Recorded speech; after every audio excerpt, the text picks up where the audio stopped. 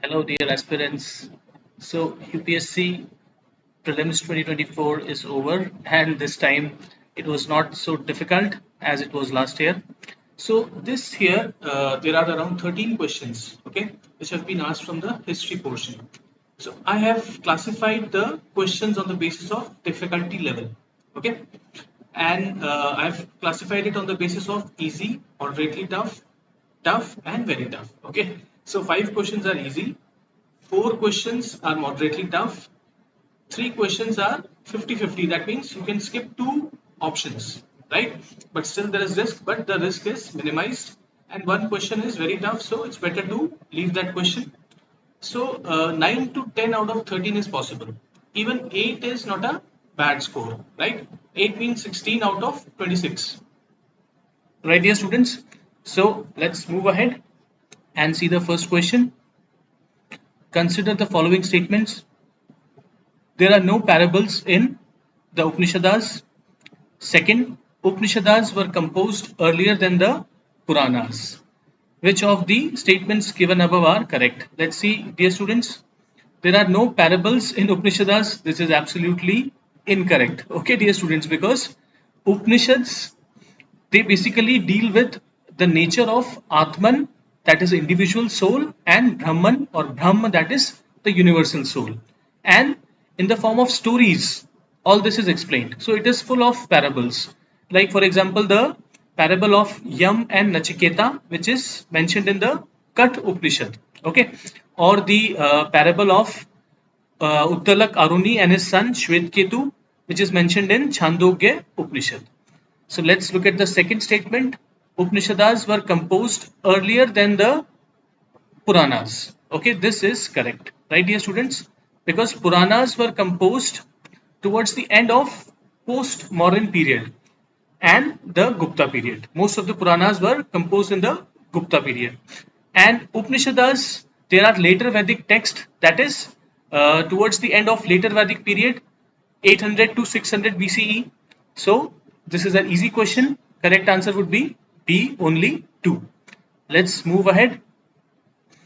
With reference to ancient India, Gautam Buddha was known by which of the following epithets? Epithet means a kind of title or upnam. So one is Nayaput, okay, second is Shakyamuni, third is Tathagat. So dear students, Nayaput, this is the title or epithet of Mahavir Swami, right? Mahavir Swami is also known as Kevlin, okay? And Shakyamuni, yes, Gautam Buddha, because he belonged to the Shakya clan of Kshatriyas. And Tathagat, yes, correct, because after he achieved enlightenment, he became known as Buddha Tathagat. Okay, so this is also a simple question. 2 and 3 would be the correct answer, dear students. Let's move ahead. Sanghbhuti, an Indian Buddhist monk who traveled to China at the end of 4th century CE, was the author of a commentary on option A, Pragya Parmita Sutra, B, Visuddhi Magg, C, Sarvastivad Vinay, and D, Lalit Vistar. So, dear students, as such, this is a tough question, but we can use the elimination method here. Okay, like for example, Pragya Parmita Sutra. So, in Buddhist literature, we study that uh, Nagarjun, okay, the famous Buddhist monk of the Madhyamika school, which is associated with Mahayana, so is associated with Pragya Parmita Sutra. And Visuddhi Magg, dear students, Visuddhi Magg is associated with Thervad Buddhism. Okay, and Buddha Ghosh is the author who's associated with Visuddhi Magg. Lalit Vistar is authored by various authors. Okay, no single author is there. So in this way, Sarvastivad Vinay would be the answer. Uh, so by using elimination method, this question can be done. Otherwise, this question is given in Upinder Singh ma'am's book. Okay, from 2019, UPSC is asking the ancient India questions from this book. Okay, but I don't recommend students to read this book, especially of GS. It is a book of optional, history optional. It is the duty, okay, and the responsibility of the faculty to read that book very, very, very carefully and then give the important aspects of this book to the students in a very simple manner. So this is what all the good teachers of history do, right, dear students? Let's move ahead. So this question would be moderately tough, right? Which of the following is a work attributed to playwright Bhas? So dear students, again this question is a tough one, that is 50-50, because you can eliminate two options. Because Natya Shastra, all of you know that it was written by Bharat Muni, then Mahabhashya of Patanjali. So these two cannot be the answers.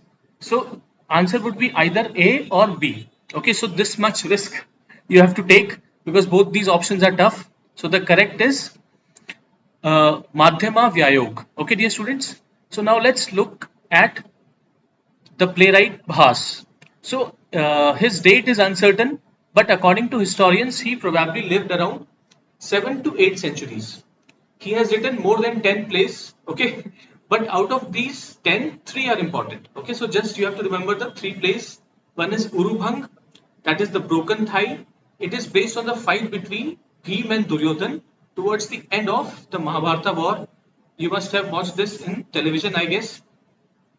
Second is Karna Bhar or Karna Bharam, the anguish of Karna. Okay, the theme of this play is the anguish of Karna on the day before the Mahabharata war, right? Third is Madhyam Vyayog. This play is about Bhim and his son Ghatotkach. So all the 3 important plays are associated with the epic Mahabharata. Now let's move ahead, dear students. Consider the following statements: archaeological site, state and description. Okay, usually UPSC used to ask, you can say they used to give 2 kind of information like archaeological site or description or archaeological site and state, but this time this table comprises of 3 columns. Okay, so there are 4 rows. So the question is, in which of the above 4 rows is the given information correctly matched, right? So dear students, here Chandraketu Gad. So all the serious aspirants, they know about this. This is also mentioned in the 12th NCRT. Okay, part 1. In the map, Chandraketu Gad is given. This is not in Odisha but in West Bengal. Okay, and it is famous for terracotta objects and it is a trading center. Right. So one is wrong. So if you just have this information that one is wrong, so you can eliminate 2 options. That is A is gone and D is gone. Okay. So now either B or C, that is 3 and 4 or 2 and 3. So dear students, again if you know that Inamgaon is a Chalcolithic site which is in Maharashtra, then you can solve this question. But if you do not know Inamgaon, then you have to take risk, that is 50-50, either B or C. So that's why this question is tough, 50-50, because you can at least take chance. So let's move ahead, because dear students, if you will not take chance, it will be difficult for you to cross the mark of 100. Okay, and I think in this paper the cutoff would be around 98 to 106, maybe somewhere in this range, because in comparison to last year this paper is easy, so the cutoff would be high. Let's move ahead. Which of the following rulers of medieval India gave permission to the Portuguese to build a fort at Bhatkal in 16th century? Now this is a very tough question, because in all the books and study material, nowhere this is mentioned. Krishna Dev Rai is mentioned everywhere, but this information is not mentioned, and I think most of the students would not be knowing where this Bhatkal is. Okay, so the answer is that basically Krishna Dev Rai signed a treaty with the Portuguese, and he also helped the Portuguese in winning Goa from the Bijapur Sultanate in 1510. Okay, because that time horses were very important and Portuguese controlled this horse trade. So Krishnadev Rai thought that if he would get the help of Portuguese, it would be easy for him to fight with the Vijayanagar, fight with the Bahmani rulers. So this is the answer, but I don't expect students to know this. So better to skip this question, right, dear students? Let's look at the next one. Now this question, dear students, is of environment and ecology also and history also. This is also associated with Portuguese. Okay, so I've seen that most of the institutes have not covered this question in history, right? But this is also associated with history because Portuguese introduced a large number of crops and fruits in India. Okay, so Red Sanders, all of you must have seen the movie Pushpa, I guess. Okay, you remember? So this is obviously southern India, especially the Andhra coast. Cashew by, dear students, Portuguese and papaya. These are all the crops of North and South America. Okay. So now look at this. Portuguese introduced a large number of fruits and crops. Okay. From the Americas. When we say Americas, we mean North America, Central America, and South America. So this question, a few years back also UPSC asked a question related to this. So please remember tobacco, maize, that is corn, tomato, potato, sweet potato, groundnut, sapota, that is chiku, cashew, pineapple, papaya. These were all introduced by the Portuguese, right? So this question is also associated with medieval India and it is moderately tough, right? Not very tough. Now, dear students, let's look at the next question. Consider the following properties included in the World Heritage List released by UNESCO. So this is question associated with current affairs, and I think most of the notes and institutes have covered this, right? So this is as such not a very difficult question, but it is not very easy also because you need to know the latest inclusions. So I think this is very easy. Shanti Niketan, right? And sacred ensembles of the Hoysalas, right, dear students? So this Rani Ki Vav was added in 2014. It is in Gujarat, okay? And Mahabodhi Temple Complex at Bodh Gaya, Bihar. This was added in 2002, right, dear students? So this intangible heritage list and tangible heritage list you have to see for all exams, including UPSC, civil services. Let's move ahead. Which of the following was the latest inclusion in the intangible cultural heritage list of UNESCO? So again, this is easy because this aspect was covered by most of the institutes and in most of the magazines. So Garba dance, right, dear students, and not Durga Puja. Please remember. So next question.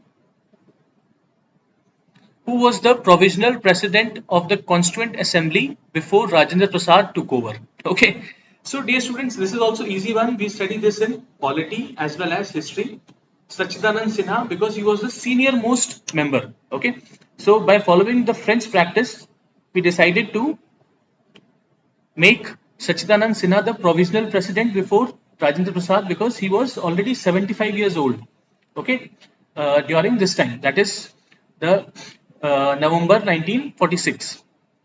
Let's move ahead. With reference to the Government of India Act 1935, consider the following statements. It provided for the establishment of an All India Federation based on a union of British Indian provinces and princely states. Yes, this is correct.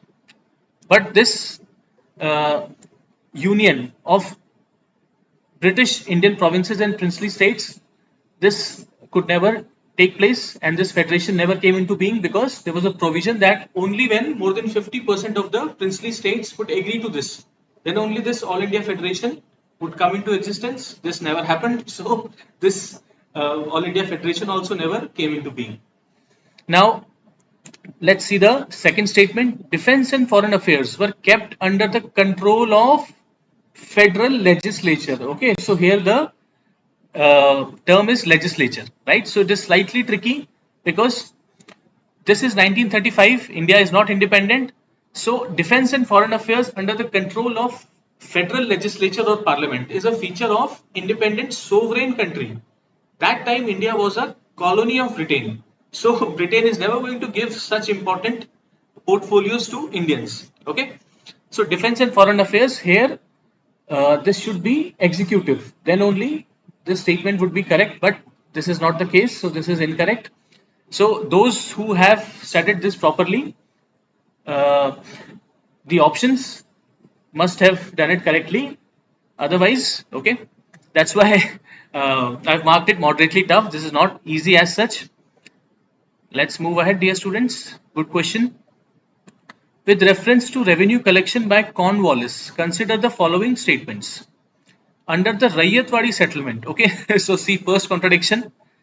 This is about Cornwallis and Rayatwadi, dear students. Rayatwadi, Thomas Munro and Alexander Reed. They are associated with the Rayatwadi settlement, so this becomes wrong. Okay.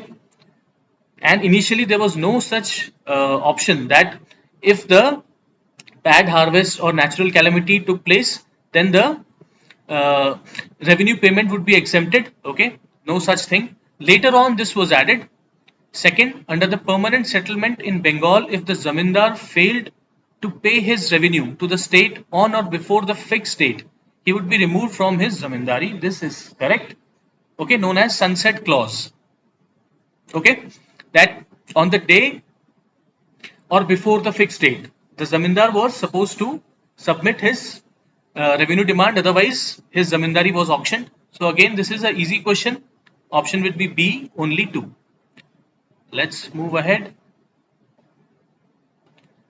So consider the following pairs. Now this is slightly surprising because this is not from modern India, this is from post-independence. Okay, but dear students, Bharatiya Jansangh, everyone knows that Bharatiya Jansangh was founded by Dr. Shyama Prasad Mukherjee in 1951. Okay, this Shyama Prasad Mukherjee is the son of, okay, yes, son of Ashutosh Mukherjee. Okay, the second vice chancellor of Calcutta University, a prominent personality, Sir Ashutosh Mukherjee. Right, dear students? So this is correct. So let's see whether just by knowing this we are in a position to solve. So how many above pairs are correctly matched? So uh, let's see the other options, dear students. Now one more aspect which is also known to students is that C. Rajagopalachari founded the Swatantra Party. Okay, so if you, dear students, can look at this, then you would be in a position to solve this, right? Then only 2 would be the answer because Bharati Jansangh is correct, and then is Congress for Democracy by Jagjeevan Ram. This is correct. So this, dear students, is given in the political science NCERT of class 12th. Okay, politics in India since independence. But again, this you can say nature is tough, 50-50. Okay, so dear students, these were the 13 questions which were asked, and as I told you that 9 to 10 would be very good, and even if a student is able to score 8, that is 16 out of 26, would be a good score. So all the best from my side, dear students, for your mains, whoever are going to clear this. I guess all the serious aspirants would be in a position to clear this exam. So all the best from my side, dear students. Thank you.